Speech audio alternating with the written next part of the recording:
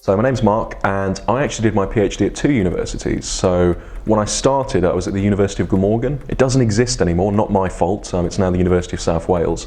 And then I moved up to the University of Sheffield, and I completed my PhD there. I think the biggest challenge I had doing my PhD, so I studied part-time, was balancing alongside other commitments, and those commitments changed. So I began my PhD with the intention I began it part-time with the intention to go full-time, and for various reasons I didn't do that. I wasn't fortunate enough to get funding, or certainly not full funding, so I worked during my PhD. The nature of that work changed. Obviously, I moved university I followed my supervisor, so it was a very interesting conversation. Went to exchange some essays that we've been marking. He's like, "Mark, your work's fine. I'm happy with all the grades you've given, but I've got some news."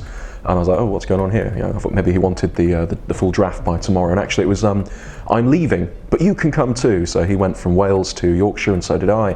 And that obviously did, take a bit of time and set things back slightly.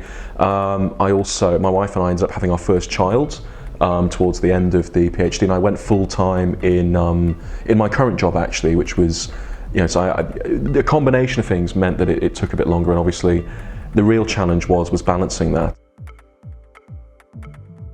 And I didn't have a particularly clear plan at the end. I had a vague sense that I'd become an academic, I think, because I had this idea that that's what people do with a PhD, and actually often it isn't. And I'm one of the cases in which that's true, and that's absolutely fine.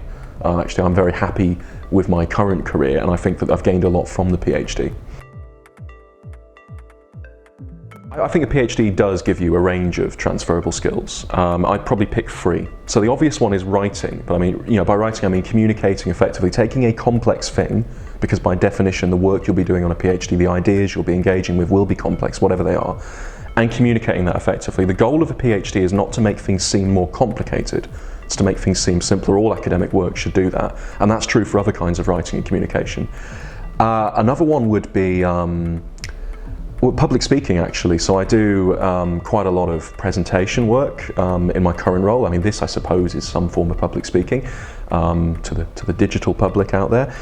And that's something actually that you do pick up on a PhD. So most PhD students deliver conference papers. I was absolutely terrified the first time I had to stand up in a big room in front of all these experts and so on, but you get quite used to doing it. You understand how to put material together and present it and so on. So definitely public speaking.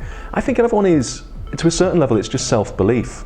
If you get through a PhD, you will, by the end of it, you will believe in yourself, you will believe in your ability to do it. There'll be times when you have to push you along, you have to go, I'm sat here on my own in my office or wherever it is you work, and it's just down to me now to work through these problems, compose these ideas, and produce the results I need. And you will do that, and you'll get good at doing that, and that's useful in all sorts of jobs. Working independently, believing in yourself, and managing yourself.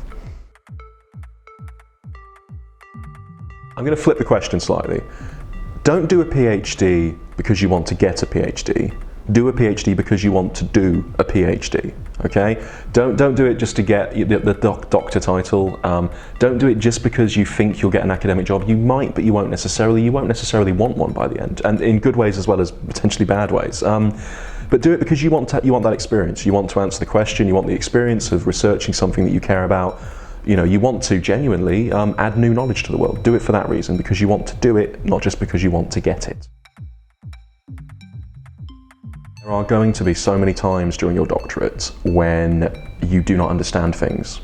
That's fine, and it's scary though. You'll get a journal article that seems really relevant to your research, and some incredibly clever academic, more clever than you ever could be, has explained this really complicated topic really well, and you actually just don't feel you understand it, and you'll sit there, and it can be quite a demoralizing experience. But the thing about it is thinking is working.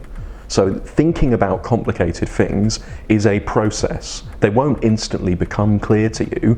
That's the work that's involved in a PhD. It's intellectual labor. It will get better. It will become clear to you.